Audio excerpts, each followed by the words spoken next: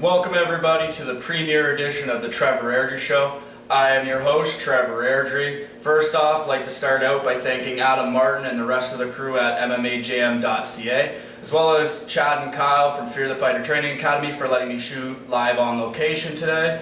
Without people like this show wouldn't be possible, and I am forever grateful for this. Now it's time for the recap. The recap is sponsored by Fear the Fighter Training Academy, located here at 512 Charles Street in Kitchener, Ontario. You want to be the best, you got to train with the best. So come on down and meet Chad, meet Kyle, and they'll get you on the right path to being the pro you want to be. You can get more information for them at www.fearthefightertrainingacademy.com. Now it's time for the recap. On the weekend, we saw the Ultimate Fighter 17 finale, featured a main event of Uriah Faber versus Scott Jorgensen. It was a very great technical fight, lots of submission attempts by Uriah Faber. Scott Jorgensen showed off his Muay Thai and his striking abilities, a few takedowns, but in the end it was Uriah Faber winning via rear naked choke in the 4th round at 3:16. Before that, we saw the Ultimate Fighter finale, the championship. It featured the traditional matchup, striker versus wrestler. Who would win? We saw Kelvin Gastelum win via split decision, 29-28 two times, 28-29 for Uriah Hall. But in the end, the wrestling abilities in UFC right now and in mixed martial arts especially, wrestling's been triumphant. Like, we've seen a lot of strikers and a lot of grapplers, jiu-jitsu people, they all fall to the wrestler right now. So it's a very key thing. And you just saw Kelvin with the takedowns and stuff like that. He just ended up breaking Uriah Hall down. And in the end, the judges got it right. The 29-28 in Kelvin's favor was by far the right choice. And in doing so, he becomes the Ultimate Fighter champion. The 6-fight contract, and both him and Coach Chael Sonnen both won the Harley Davidson, which is a great prize to have.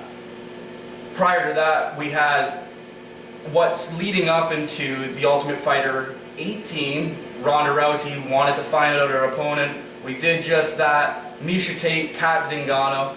Little bit of a questionable finish, but in the end, the knee strike, fingers down, fingers not down. Miesha Tate still was outclassed by a very young Kat Zingano. She moves to 8-0. She moves into the coaching spot of the Ultimate Fighter against Ronda Rousey, who, you know, human armbar machine. I don't know if that's a good thing winning or a bad thing, but we will see next season. The Ultimate Fighter moves from FX over to Fox Sports 1, so it'll be interesting to see the production and all that stuff. And it will be the first time we see men and women in the house. Men and women, bantamweight, 135. It's going to be a great time, and I look forward to watching that.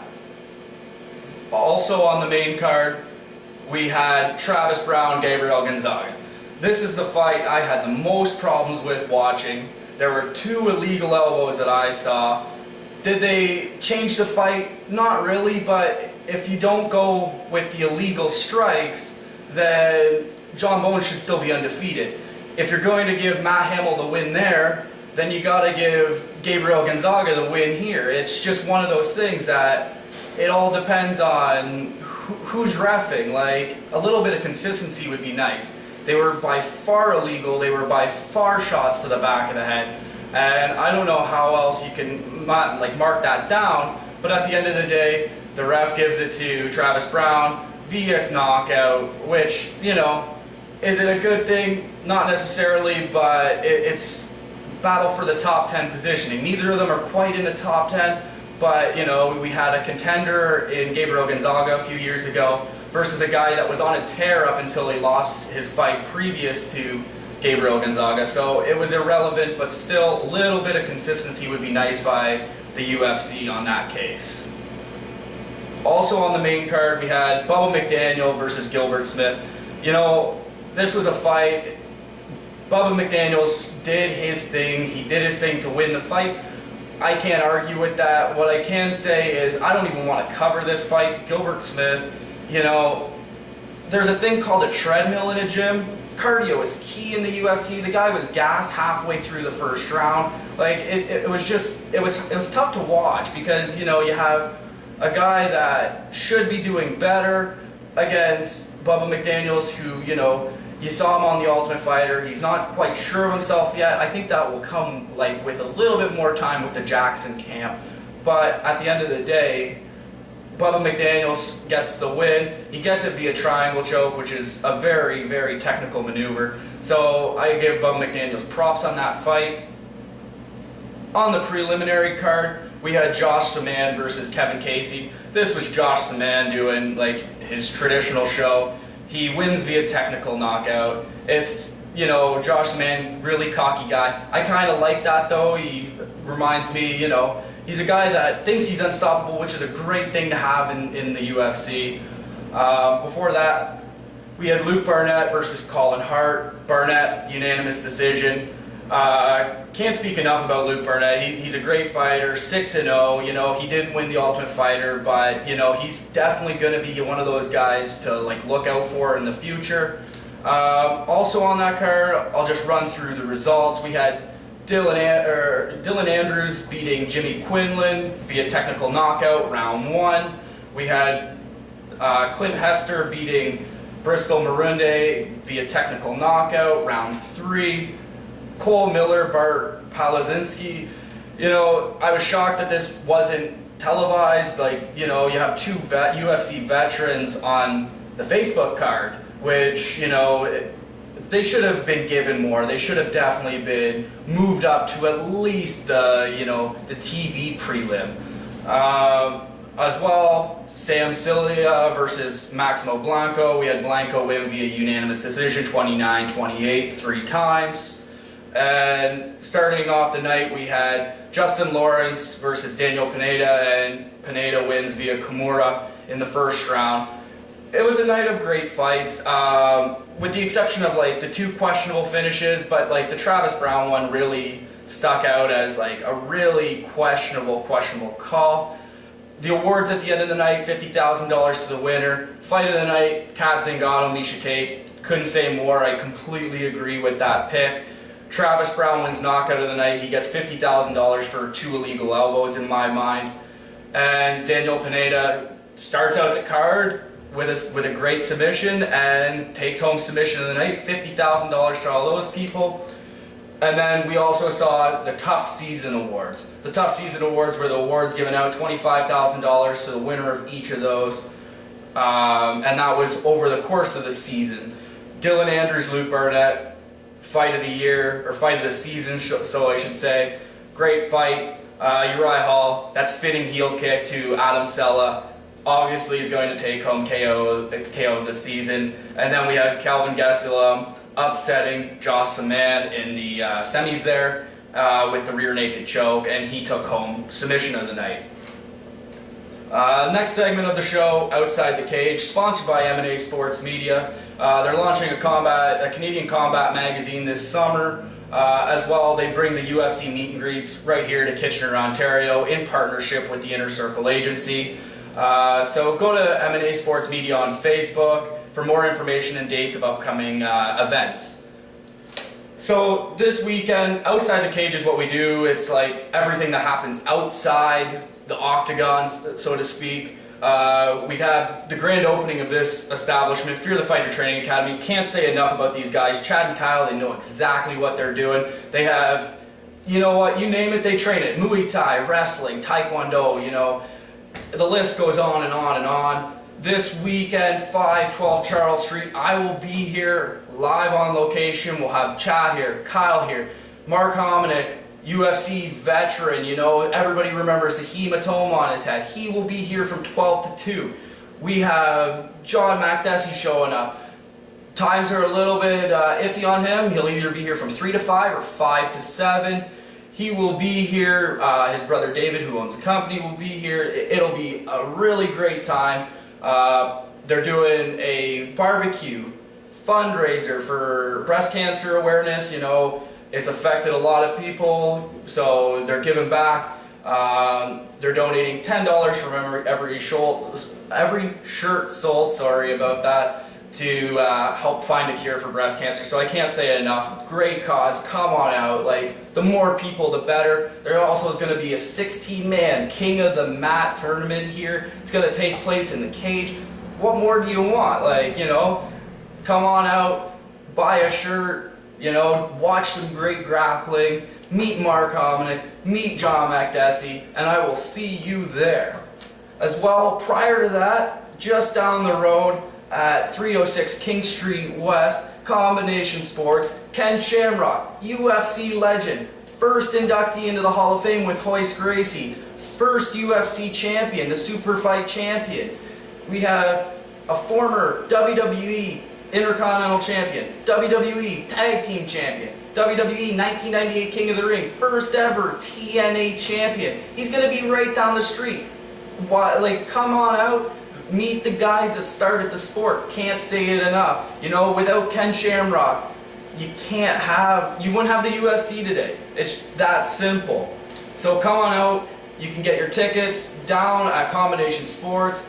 You go down, you meet Elroy, $15 in advance, $20 at the door. You get a picture, an autograph, and I can't say any more than that. So now that Outside the Cage is done, I move on to a charitable event that means a lot to me, means a lot to local MMA, means a lot to the MMA world. It's a Sean Tompkins Memorial Golf Tournament, second annual one. It takes place in, sorry about this, takes place in London, Ontario. The Fire Rock Golf Club, can't say enough. Meet if you ever met Sean Tompkins or anybody that man has ever taught, you gotta look at the list. You have Mark Hominick, Sam Stout, Bass Rutten, Vitor Belfort, Clay Guida. The list goes on and on and on and on. Chris Clements, Chris Hordesky. Like, these are guys that are like up here, and without a guy like Sean Tompkins, you know, MMA in Canada wouldn't be nearly as big.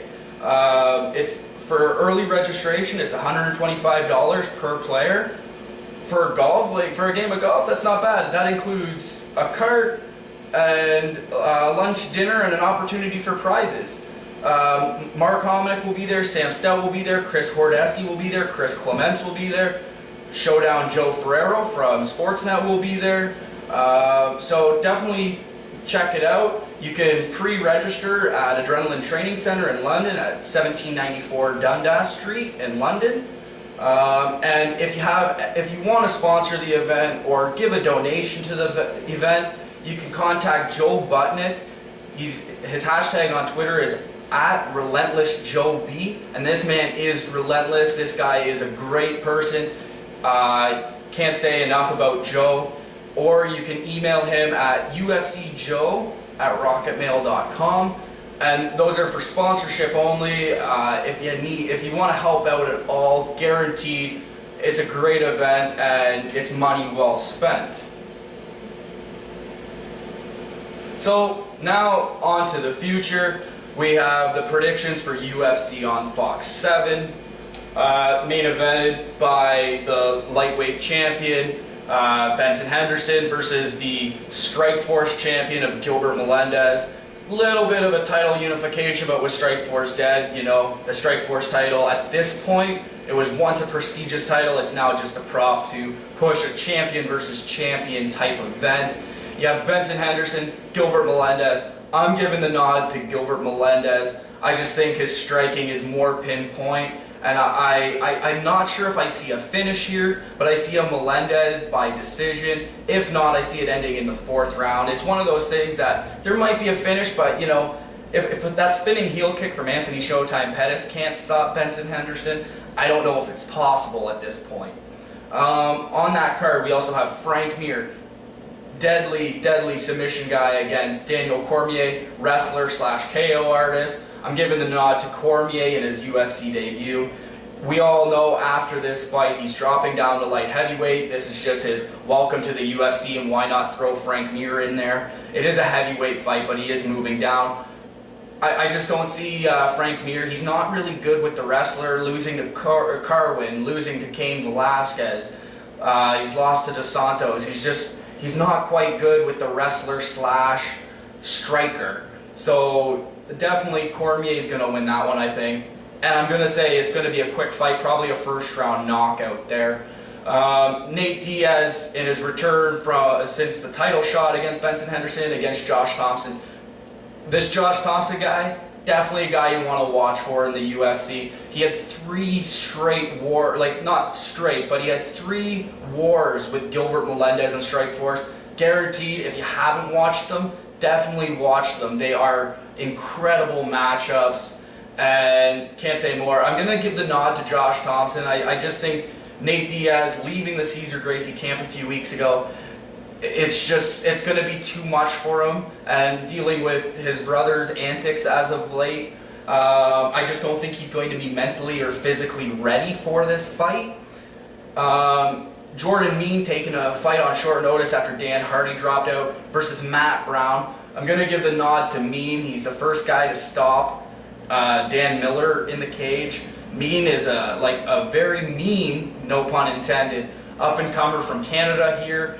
I just see him coming in, and it's probably going to be a decision, but I'm going to say that's going to be fight of the night. It's going to definitely give Gilbert Melendez and Benson Henderson something to work for in the main event, because that could arguably be fight of the night by the end of the night. On the undercard, we have Chad Money Mendez versus Darren E. Elkins, who's once again taking a fight on short notice due to injury. Chad Money Mendez, only loss on his record is to Jose Aldo. Can't see him losing. I see him either finishing it, knockout, submission. It's going to be a really quick fight, probably a first round win for Chad Money Mendez. Frances Carmon versus Lorenz Larkin. Gonna give it to Carmon. He's just, I just think Larkin's just outclassed in this situation. He is 13-0, but he's relatively untested at this point. Then we have Ramsey Nijem versus Miles Jury. Not too educated on Miles Jury, so this is going to be one of my first times really watching him in the cage. Ramsey Nijem, I'm going to give it to him. Probably a rear naked choke or, a guillotine, something like that, probably in the second round. Then we have Joseph Benavidez, Darren Uyenoyama. Sorry if I butchered your name if you're watching, Darren. Definitely Joseph Benavidez. The guy is, arguably one of the best pound-for-pound fighters in the UFC. He had a few bad fights out there, but he is going to be a champion one day, and that's all I really have to say about that. Under that, Tim Means versus Jorge Masvidal. Jorge Masvidal is going to take that. Going to say probably decision, maybe even a split decision. And then starting out the night. Oh, sorry, we actually have 3 more fights. TJ Dillashaw, Hugo Vianney. TJ Dillashaw is going to take that fight. The kid's on an absolute tear right now. He's finishing people left, right, and center. I'm going to give it probably a first round knockout, first round submission type deal. I'm going to say that's going to be a really quick fight. Then we have the Facebook prelim bouts of Nukiana versus Bowling. Once again, probably going to be a decision. It's probably going to be, 2 relatively unknown guys. The UFC loves doing that with the Facebook fights. So I'm going to just go out on a limb and go with Roger Bowling, just because his last name is Bowling. I can't say anything more about that. And then starting out the night, we have Clifford Starks, Yoel Romero. Gonna give it to Clifford Starks. He's just 9 fights against 5 fights in the cage. I just think experience is going to win out in that one.